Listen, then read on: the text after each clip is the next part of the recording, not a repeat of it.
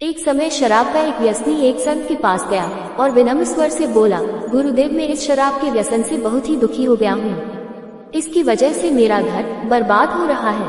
मेरे बच्चे भूखे मर रहे हैं, किंतु मैं शराब के बगैर नहीं रह पाता। मेरे घर की शांति नष्ट हो गई है। कृपया आप मुझे कोई सरल उपाय बताएं जिससे मैं अपने घर की शांति फिर से पा सकूं। गुरुदेव ने कहा, जब इस व्यसन से तुमको इतना नुकसान होता है तो तुम इसे छोड़ क्यों नहीं देते? व्यक्ति बोला, गुरुदेव, मैं शराब को छड़ना चाहता हूँ, पर यह मेरे खून में इस कदर समा गई है कि मुझे छड़ने का नाम नहीं ले रही है। गुरुदेव ने हंस कर कहा, कल तुम फिर आना, मैं तुम्हें बता दूंगा कि शराब कैसे छोड़नी है। दूसरे दिन निश्चित समय पर वह व्यक्ति महात्मा के पास गया।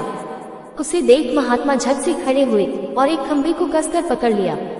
जब उस व्यक्ति ने महात्मा को इस दशा में देखा तो कुछ समय तो वह मौन खड़ा रहा, पर जब काफी देर बाद भी महात्मा जी ने खंभे को नहीं छोड़ा तो उससे रहा नहीं गया और पूछ बैठा कि गुरुदेव, आपने व्यर्थ इस खंभे को क्यों पकड़ रखा है? गुरुदेव बोले, वत्स, मैंने इस खंभे को नहीं पकड़ा है, ये खंभे मेरे शरीर को पकड़े हुआ है। मैं चाहता हूँ कि यह मुझे छोड़ दे, किंतु ये तो मुझे छोड़ ही नहीं रहा है। उस व्यक्ति आश्चर्य हुआ और बोला, गुरुदेव, मैं शराब जरूर पीता हूँ, मगर मूर्ख नहीं हूँ। आपने ही जानबूझकर इस खंभे को कसकर पकड़ रखा है।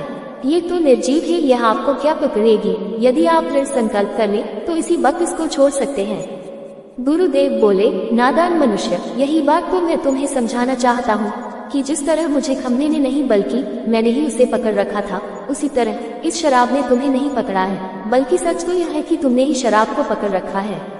तुम कह रहे थे कि यह शराब मुझे नहीं छोड़ रही है, जबकि सत्य यह है कि तुम अपने मन में ये दृढ़ निश्चय कर लो कि मुझे इस व्यसन का त्याग अभी कर देना है, तो इसी वक्त तुम्हारी शराब पीने की आदत छूट जाएगी।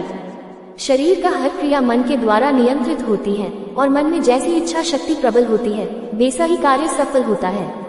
वो शराबी गुरु के इस अमृत वचनों से इतना प्रभावित हुआ कि भी उसने उसी वक्त भविष्य में कभी शराब न पीने का दृढ़ संकल्प किया।